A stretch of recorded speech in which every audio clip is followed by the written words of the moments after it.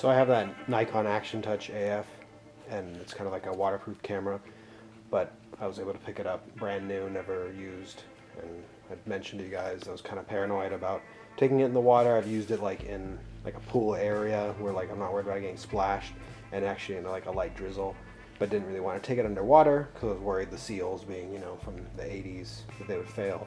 And I wanted to pick up a Canon WP-1 because these were made in the 90s, and I figured another decade newer might have a better chance of holding up. Well, I went ahead and found one on eBay and grabbed it a little while back. Just getting around to posting this. I've used, you know, shot a few rolls through this. Both, let's see, I think I first was shooting Vista Plus 200. I shot a roll of, let's see, Tri-X 400, and then even some Ektar, and the Ektar photos I really liked. The lens is really sharp. It's a cool camera. I mean, it's a super point and shoot in that you can't, and this is kind of nice.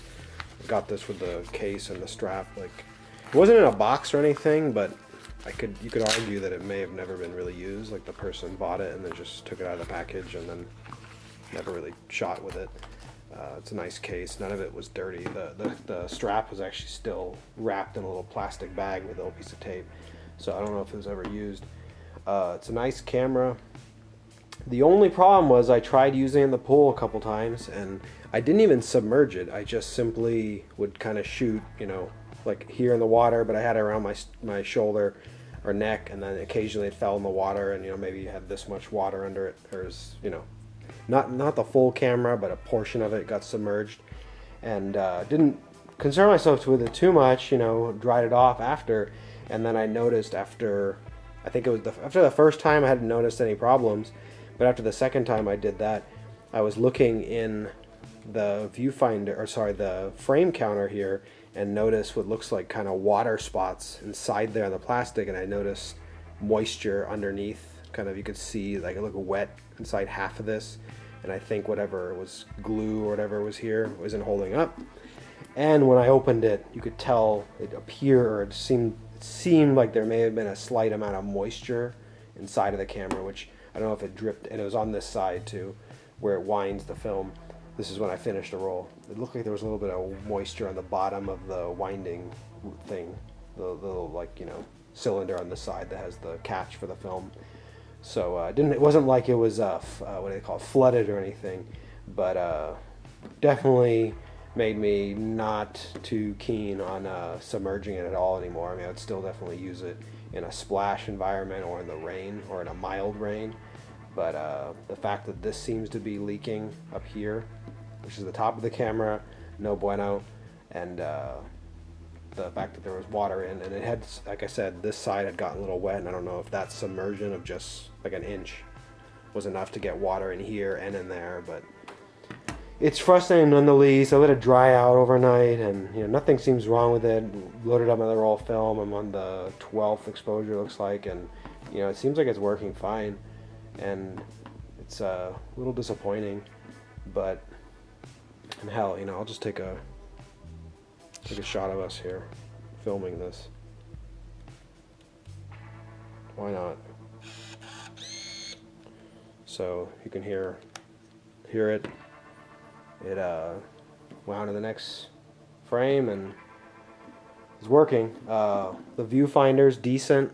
I'm obviously not going to be able to show this to you guys too well, but you could, the frame lines, you don't have to be like super close, but, you know, I mean, it's not like, I don't know, I've heard with the Nikon 5, you can be pretty far away. I mean, you still have to have your eye, you know, at least maybe up to here. You just don't have to have it pressed against it like a lot of cameras and point and shoots, and they did that on purpose, because I think the idea was you could use this with goggles. But then again, the WP-1 is not supposed to be, like, it just says macro here, it doesn't say like underwater. The prior version of this that had the black grip here, I forget what I'm spacing on what it was called. If you Google it, you figure it out. But they made the Sureshot something else that was before this one, and they called it waterproof. And the internet will want to tell you that the reason they ended up not calling it waterproof was for warranty issues back in the 90s. But considering how this thing leaked, and it wasn't like I took it 5 feet underwater, you know, maybe this had barely gotten water under it. It was getting splashed a little bit by my kids, but when I dunked it, because it was on my neck, it only had gone this deep underwater. The whole camera wasn't even submerged, and the fact that there's moisture in it and this is leaking makes me think this really isn't a waterproof camera, despite what a lot of people claim. If this was a beater one, I would just kind of roll with it, and if it ever failed, that would be it. But I don't want to take any more chances, and considering there already is water issues with it, and you know, this one, I think, like I mentioned earlier, was never used, so I don't want to destroy it. It's a good camera. The lens is really sharp. You know, this is honestly maybe sharper than even the Stylus Epic. It's like, this lens is crazy sharp, and I like the camera, and it's fun to use. And if anything, it's pretty durable. It's like a really hard plastic shell, but you know, it's a nice little set. It's fun to use. The colors are totally the 90s. You know, this super bright orange red color, and you know, it's just a fun camera to use. I don't think it's necessarily quiet. I've heard people say, you know, oh, you could use it for street photography, which I don't do, but you could use it because of the water housing makes it quieter. You just heard it. It's not that quiet. It's no quieter than any other point and shoot. So I think people who say that are full of shit.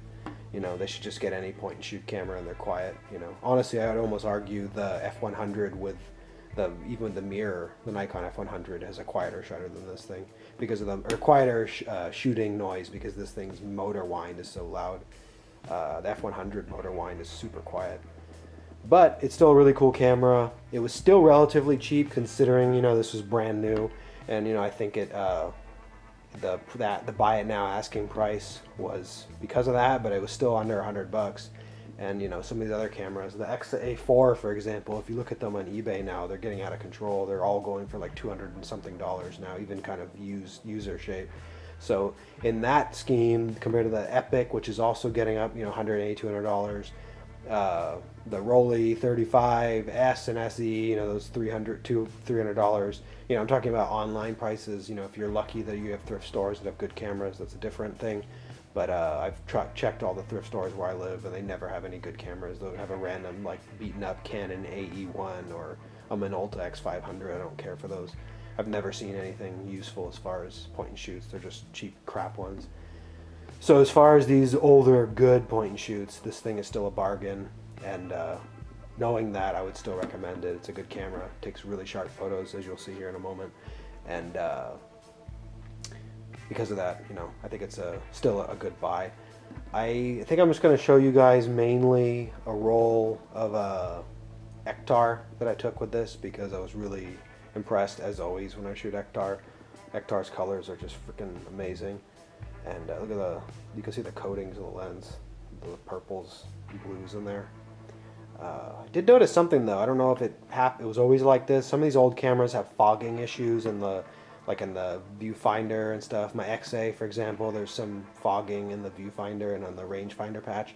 This one, if you take a really bright LED flashlight, or you know, torch, if you're European, they like to call them torches, and you kind of point it in at an angle here, you can kind of see what looks like a thin film on the inside of this front. This isn't the front element of the lens. This is just the protective, you know, waterproof case. But you can't get in there. I don't want to take this thing apart and breaking it.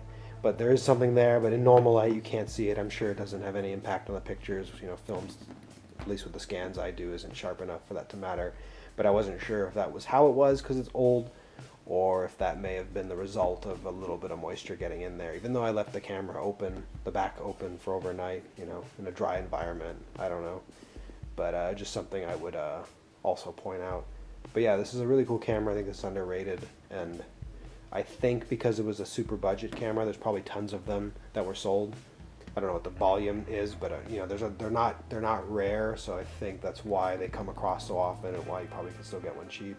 So I would highly recommend you pick one up if you haven't already. It's a fun camera. Just be very careful about the water thing, because my experience was not as others, and it seems like it doesn't hold a good seal, despite the seal on the back being fine.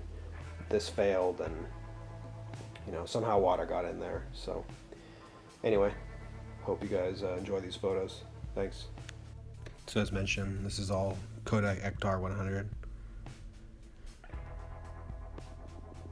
Colors are pretty nice. They're you know, as expected, really saturated. This was all at their grandmother's house, and they love it. The backyard is very large.